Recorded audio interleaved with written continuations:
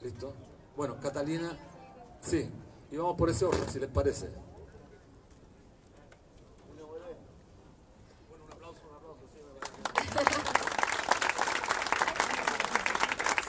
Sí, y más que para nosotros, para todos y todas que están aquí aguantando en este campamento de la dignidad y por la dignidad del pueblo de Chile, que se ha movilizado y nos ha dado una lección a muchos y muchas de nosotros y nosotras. No tenía preparada una presentación, quizás me tome mucho menos de 10 minutos para que podamos pasar rápidamente a las preguntas, pero me gustaría quizás contarles un poco de cómo fue para nosotros vivir este contexto, vivir este acuerdo constituyente, acuerdo por la paz, lo quiso llamar la derecha, y cómo vemos hoy día el escenario que se abre en este debate tanto legislativo, pero también ciudadano, digamos, territorial.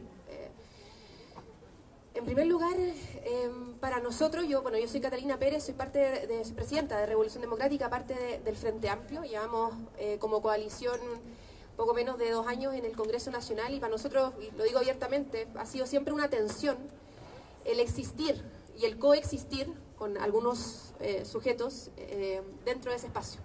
Y ha sido una difícil contradicción, porque muchos de nosotras y nosotras estamos más acostumbrados a estar desde este otro lado. Muchos fuimos dirigentes estudiantiles, fuimos dirigentes sociales, algunos dirigentes sindicales. Yo antes de entrar al Congreso Nacional llevo 2 años como parlamentaria, menos de 2 años como parlamentaria, pero antes de eso llevé 10 años siendo dirigente estudiantil. Entonces tenemos una dinámica mucho más del entendimiento de los procesos de movilización social desde su articulación y participación, y nos sentimos parte también de ese proceso. Y nos toca hoy día, nos tocó hace 2 años atrás tomar la decisión de romper las barreras de la institucionalidad, porque no nos compramos este cuento de que lo social está separado de lo político, ¿no? O que las instituciones o la forma de hacer política institucionalizada es solo reservorio de unos pocos privilegiados. Y decidimos ingresar a ese espacio. Y en ese espacio nos encontramos con lo mucho que cuesta mover las pesadas paredes del Congreso para que Chile avance. Y reafirmamos una tesis que muchos de nosotros y nosotras, me imagino, en este espacio tenemos, que es que los grandes cambios que se han producido en Chile y que se van a seguir produciendo no se producen allá y no se van a producir allá. Se producen acá, gracias al pueblo unido, gracias al pueblo movilizado. Y finalmente el único rol que podíamos tener allá es buscar que esas paredes del Congreso se abriesen para que ingresase ese pueblo sencillo, para que ingresase ese pueblo movilizado. Y creo que en ese rol, en algunos casos los hemos hecho bien y en algunos casos los hemos hecho muy mal. Y este proceso de movilización yo creo que puso en tensión todos esos temores y todas esas preguntas respecto de cuál es el rol que tenemos que cumplir adentro de esas paredes, quienes nos sentimos parte de otra historia, digamos, o parte de otra contradicción, digamos, del ejercicio de la política. Y eso yo creo que fue lo que más se vivió en el proceso del acuerdo constituyente. El acuerdo constituyente comienza a surgir, tal como decía Luis, en un contexto de profundo temor de la institucionalidad a las siguientes 48 horas que comenzaban a vivirse en Chile. El día lunes a nosotros nos comienzan a llamar desde distintos espacios diciendo que en La Moneda habían, y esto yo nunca lo he contado y entiendo que estamos en un espacio de confianza, pero también creo que estas cosas tienen que empezar a formar parte de lo que el pueblo de Chile conoce. Un día lunes nos comienzan a llamar para decir que habían 24 horas para cerrar un acuerdo, porque si no, el gobierno amenazaba con que los milicos iban a volver a la calle. Eso era abiertamente lo que se nos comunicaba desde la derecha, desde algunos sectores de gobierno. Y bajo ese temor, fundado o infundado, comenzó a rápidamente acelerarse un proceso de debate que nosotros considerábamos que estaba completamente cerrado. Cuando nosotros hablábamos de lo constituyente, nosotros siempre dividimos el debate en 2 cosas, como en los triunfos concretos que teníamos que tener como pueblo movilizado, y ahí nos imaginábamos que teníamos que terminar con el modelo de pensiones, que teníamos que generar un salario mínimo, que ayudar a la familia a salir de la línea de la pobreza, etc. Y siempre pensamos que lo constituyente era un debate cerrado, que nunca se iba a abrir, ni el gobierno, ni la institucionalidad, menos el Congreso, a legislar respecto de aquello, porque el proceso constituyente en sí mismo ceder poder. Y a la política, y a los políticos, y a la institucionalidad, digamos, nunca le ha gustado ceder poder. Evidente. Entonces, nosotros veíamos lo constituyente como un proceso casi de impugnación, como la sola instalación de lo constituyente como algo que debía estar ahí en el debate, pero que iba a resultar imposible de alcanzar. Y de repente, en este lunes, nos encontramos bajo un nuevo supuesto, que es que eso nos abría la puerta de ese proceso constituyente. Pero ¿bajo qué parámetros?, decíamos nosotros. ¿Cómo va a ser hoy día que el gobierno, que la derecha, que los grandes poderes fácticos y económicos de nuestro país estuviesen abriendo aquello? Y comenzó ahí una vorágine de discusión, tanto desde los presidentes de partido, que comenzaron a reunirse sin los partidos que están aquí presentes, otros presidentes de partido digo, hasta el gobierno, que comenzó a presionar a sus propios parlamentarios para que comenzasen a generar discusiones en el Congreso. Y eso comenzó a fluir, se nos cerró inmediatamente la puerta a una asamblea constituyente. Siempre se pensó en lo que el gobierno decía, un congreso constituyente, no sé si se acuerdan, que era el mismo congreso que iba a poder mejorar la constitución. Bajo ese no tenía ningún sentido. Y de repente se empezó a hablar de la posibilidad de una asamblea constituyente y de la posibilidad de un plebiscito. Y todos dijimos como, no puede ser, o sea, ¿por qué? Y en eso nos fuimos desde el lunes hasta el miércoles, y el día miércoles, en un encuentro cerrado de presidentes de partido, a los que, me atrevo a decir, a ninguno de los partidos que está acá se los invitó, comenzó a hablarse de los términos de esta conversación. Y ahí hubo que tomar una decisión.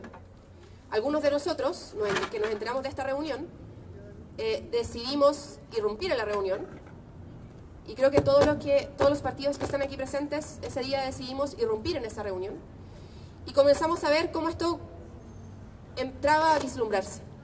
Y ahí la pregunta que había que hacerse era si es que, ¿qué tan verdad, qué tanta realidad podía significar que realmente las instituciones, que realmente el gobierno, que realmente los partidos de derecha estuviesen disponibles a abrirse a un proceso constituyente? ¿Y bajo qué condiciones? ¿Por qué? De nuevo. Y yo creo que todavía no tenemos esa respuesta. ¿Por qué? Yo creo que, y muchos de nosotros, más desde la guata que desde la racionalidad, decimos por temor al fuego. Por temor al fuego, por temor a la barricada, por temor al pueblo. El Congreso Nacional en Valparaíso lo han desalojado 3 veces por temor a que la marcha llegue al Congreso. ¿En qué mundo estamos en que le tenemos miedo a que la marcha se acerque a su representante, en que la marcha se acerque al Congreso? ¿Por qué es un problema que los patios del Congreso se llenen de gente movilizada? ¿Por qué es un problema que las tesis lleguen a hacer una performance para pedir paridad? Pero yo creo que ese miedo al pueblo movilizado, ese miedo al fuego que tienen las personas que tienen cosas que se pueden quemar, fue lo que comenzó a abrir la puerta a la posibilidad de hablar de lo constituyente y de hablar de una nueva constitución. Y ahí yo creo que a nuestro lado nos invadió otro miedo. Y ahí yo quiero ponerlo sobre la mesa también. Yo creo que nunca está bien hacer política en base al miedo. Pero creo que nos pasa y tenemos que cuidarnos de eso recurrentemente. Yo creo que a nuestro sector se le abrió un miedo, que es que esa puerta se fuese a cerrar. Que es que esa pequeña ventana de lo constituyente, algo con lo que nosotros venimos soñando desde que comenzamos a hacer política, se cerrase. Y que la derecha fascista volviese a sacar a los militares a la calle y arriesgar a la vida de nuestra gente, no de su gente, de nuestra gente. Yo creo que ese miedo nos empujó a muchos de nosotros a sentarnos en un lugar en el que para ninguno de nosotros fue cómodo estar, a conversar con gente para la que ninguno de nosotros es cómodo conversar, sabíamos nosotros, poniendo nuestro capital político por delante y es disponible a cederlo por completo, en el entendido y con la esperanza de que lo que podíamos generar ahí era más grande que todos nosotros, porque implicaba un ceder poder desde la institucionalidad, producto del miedo al pueblo movilizado. Implicaba, y yo lo dije en la intervención que hicimos cuando firmamos el acuerdo, esto no podía significar un cierre de nada, porque nadie podía arrogarse ahí el cierre de una movilización o el cierre de un conflicto. Esto tenía que significar, sino el comienzo de algo, la habilitación de un debate. Y la derecha ahí fue muy hábil en instalar el acuerdo constituyente como un acuerdo por la paz y como un cierre de, cuando esto está lejos de terminar, cuando esto está lejos de cerrar, y cuando hoy día nos encontramos todavía dando la pelea para que una asamblea constituyente sea realmente una asamblea constituyente, para que realmente tenga paridad, para que realmente pueblos indígenas puedan participar del proceso, para que realmente no tenga que inscribirte en un partido político, para ser reflejo, para ser representante del poder constituyente originario. Esa pelea es hoy día una pelea más vigente que nunca. Hoy día habilitamos un debate, pero es un debate y es una asamblea que va a ser completamente ilegítima si no cuenta con esos pisos mínimos y si no cuenta con el empuje de la sociedad civil, del pueblo chileno movilizado, empujando dichos cambios. Y yo tengo profundo temor, y yo creo que la historia va a contar, o sea, lo vamos a aprender del curso de la historia, de que efectivamente eso haya sido simplemente un error, porque no hayamos podido avanzar en lo demás. Y podremos tener diferencias tácticas respecto de cómo se alcanza aquello, la historia también nos reconocerá como si fue un error o no, pero yo creo que hoy día todas esas fuerzas de la historia que hoy día todavía se están construyendo deben estar dirigidas a que este sea realmente un proceso constituyente empujado por y para el pueblo de Chile. Bueno, muchas gracias. Justo en el tiempo, María.